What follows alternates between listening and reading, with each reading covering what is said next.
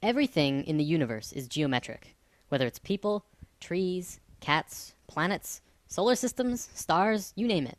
Anything in the universe can be measured on a geometric scale. Having said that, it's important to note that creation is also geometric. What we're going to be looking at today is the pattern of creation.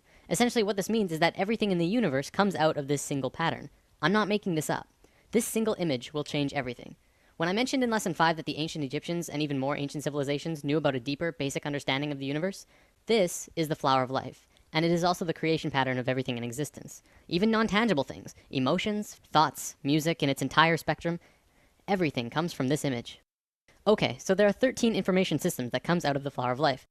Today, I'm going to show you how physical reality can manifest itself, which is just one of the 13 systems. In future lessons, we will look at more. It's also important to note that at first it may not make sense.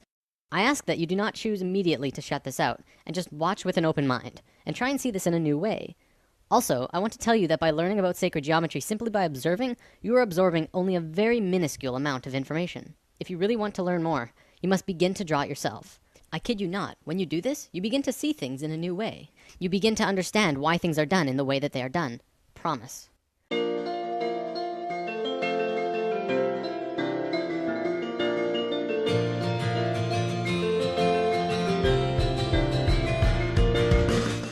The flower of life was known around the world in ancient times. It was found in Ireland, Turkey, Israel, Egypt, China, Greece, Germany, India, and Iceland. It's also been recorded to have been found in England, Tibet, Japan, Sweden, Lapland, the Yucatan, and I think 14 other places.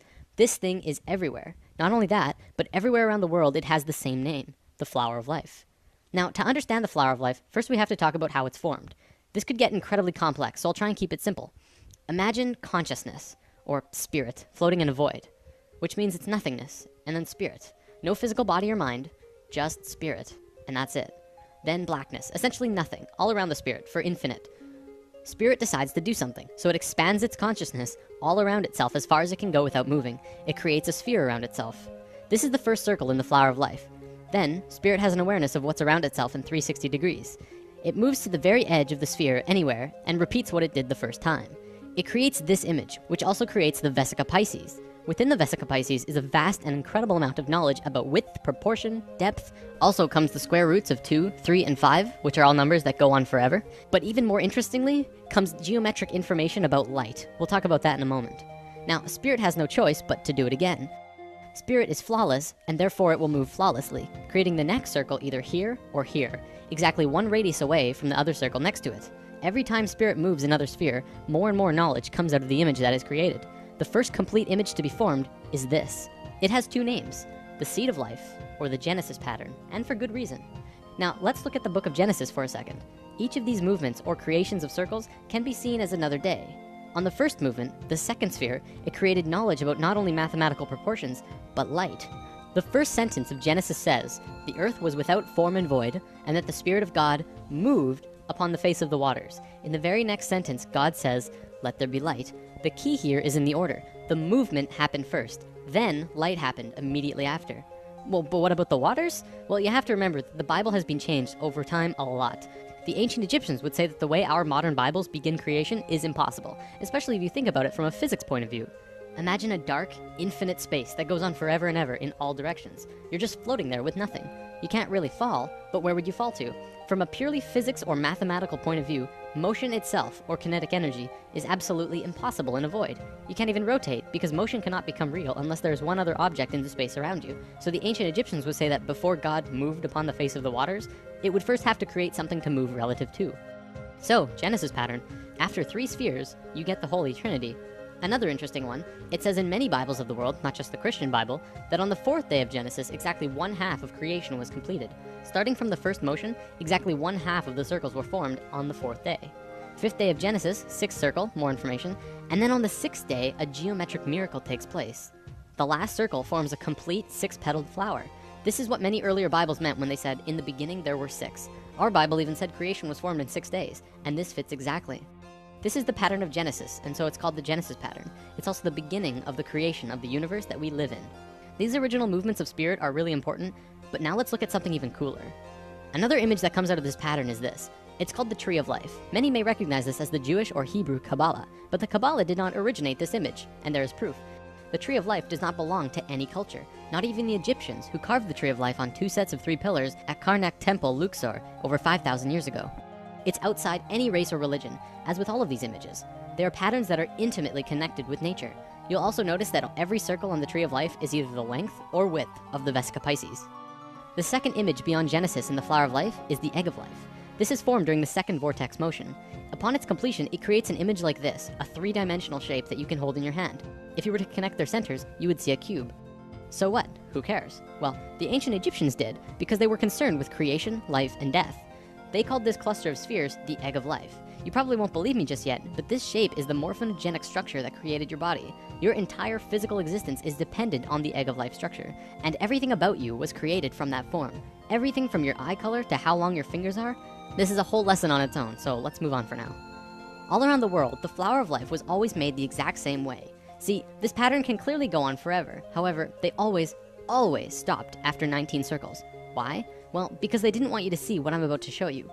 Back then, this image and knowledge was so sacred that they couldn't allow it to become common knowledge. It was appropriate at that time. However, now we either use the information or fall further into darkness. In biology, all cells have a zona pellucida around the edge. These circles around the Flower of Life are the zona pellucida of the Flower of Life. You must remove these, then complete the spheres that were cut off by the zona pellucida. With one more step, you will have the secret. Finish the drawing, add the final missing circles, giving you this. This image is the Fruit of Life.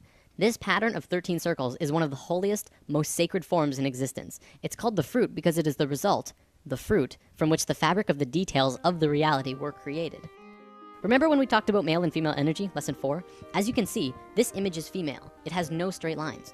However, when you combine male lines with these female circles, something amazing happens. What you do is draw a straight line from the very center of every single circle to every other circle in this image. When you do this, you get an image which is known throughout the universe, everywhere, as Metatron's cube. It is one of the most important informational systems in the universe, one of the basic creation patterns in existence. So what is Metatron's cube? Well, anyone who has studied sacred geometry, or even regular geometry for that matter, knows that there are 5 unique shapes in the universe, and that they are crucial to understanding both regular and sacred geometry. They are called the Platonic solids. A Platonic solid has certain characteristics by definition. First of all of its faces are the same size. For example, a cube, the most well-known Platonic solid, has a square on every face, so all of its faces are the same size. Secondly, the edges of the Platonic solids are all the same length. All edges of the cube are the same length. Third, it only has one size of interior angles between the faces. In the case of the cube, this angle is 90 degrees. And fourth, when put inside of a sphere, all of the points will touch the edge of the sphere perfectly. With that definition, there are only 4 shapes besides the cube that fit that description. So what are they? Well, we have the dodecahedron, the tetrahedron, the octahedron, the icosahedron, and the hexahedron. All of these shapes are found within Metatron's cube. This knowledge is also where original alchemy came from. The ancient alchemists and great souls like Pythagoras, father of Greece, considered each shape to have an elemental aspect to them. The tetrahedron was considered fire, the cube was earth, the octahedron was air, the isosahedron was water, and the dodecahedron was ether. Ether, also known as prana, and tachyon energy are all the same thing. They extend anywhere and are accessible at any point in space, time, and dimension. This is the great secret of zero-point technology. The sphere is voidness. These 6 elements are the building blocks of the universe, and they create the qualities of the universe. To summarize, this is the first informational system that comes out of the Fruit of Life through Metatron's cube. In alchemy, they rarely discussed ether. I've read that in the Pythagorean school, if you even uttered the word dodecahedron outside of the school, they would kill you on the spot. That's how sacred this shape was. 200 years later, when Plato was alive, he would discuss it, but only very carefully. This is because the dodecahedron is near the outer edge in your energy field, and is the highest form of consciousness. There's quite a bit more here, but I don't think I can go much further on it right now. Anyways, recognize this? The periodic table of elements? Every single element on this table has a geometric relation to one of these 5 shapes.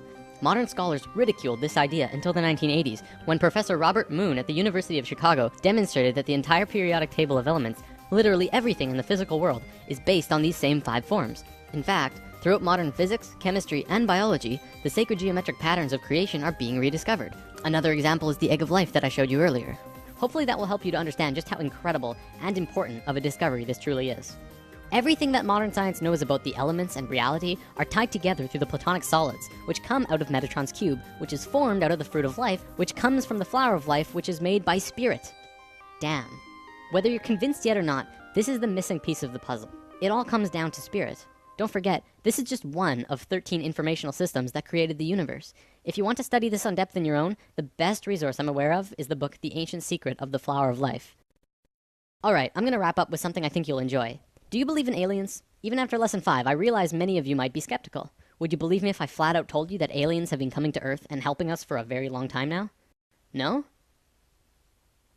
How about now? This is the flower of life in a crop circle. Remember, the flower of life is not only tied to everything in the universe, but consciousness, spirit, as well.